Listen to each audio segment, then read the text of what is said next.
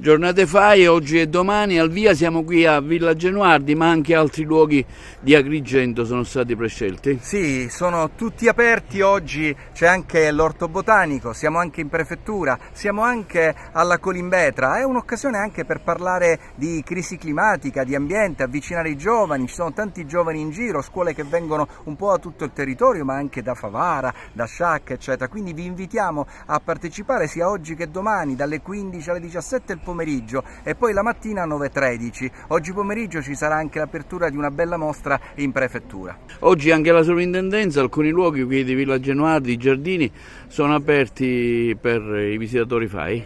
Allora, l'avvocato Taibbi ha sfondato una porta aperta quando mi ha detto che voleva organizzare queste giornate FAI, perché è nostro intendimento cercare, forse in occasione di Agrigento Capitale Cultura, ma quando sarà possibile, di rendere fruibile questo polmone verde all'intera città. Perché la sovrintendenza non è soltanto un nulla ostificio, ma ha questo bellissimo giardino che sarebbe bello far fruire alla cittadinanza.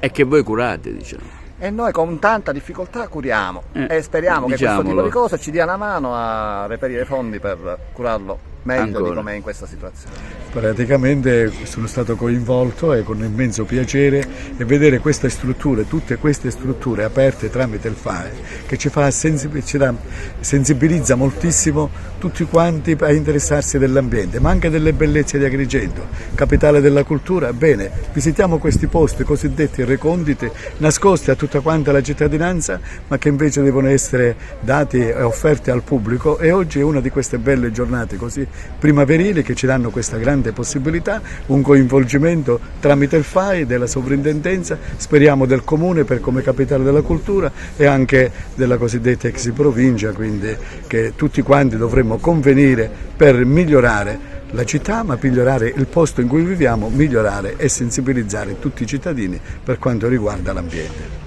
Io sono un appassionato di Agrigento, questo è il terzo o il quarto anno di fila che vengo per le giornate FAI e devo dire che quest'anno sono particolarmente contento perché sto scoprendo il polmone verde di Agrigento. Ero già stato alla Colimbetra, ovviamente, sì. Ma il parco in cui siamo adesso e poi anche il parco botanico sono davvero delle ottime iniziative. Tra l'altro iniziative polmoni verdi che consentono anche un abbassamento della temperatura. Ci sono studi molto rinomati di varie università che dicono che un buon orto botanico abbassa la temperatura della città di 3-5 gradi e quindi anche in ottica di cambiamento climatico, certo, sicuramente un'ottima cosa. Ecco, il FAI e la scuola insieme oggi alla scoperta di luoghi belli di Agrigento. Ecco, cominciamo con il rappresentante della scuola. Le scuole protagoniste della giornata sono distribuiti su tutti i beni che abbiamo aperto, gli apprendisti ciceroni. Sono i ragazzi che hanno studiato, hanno fatto già dei sopralluoghi e oggi e domani saranno presenti per accogliere e accompagnare i visitatori alla scoperta di questi beni. Ci saranno anche dei visitatori che sono sempre altre scolaresche che arrivano da Favara, arrivano da Sciacca, insomma una buona partecipazione di tutte le scuole agrigentine e dell'Interland. I giovani?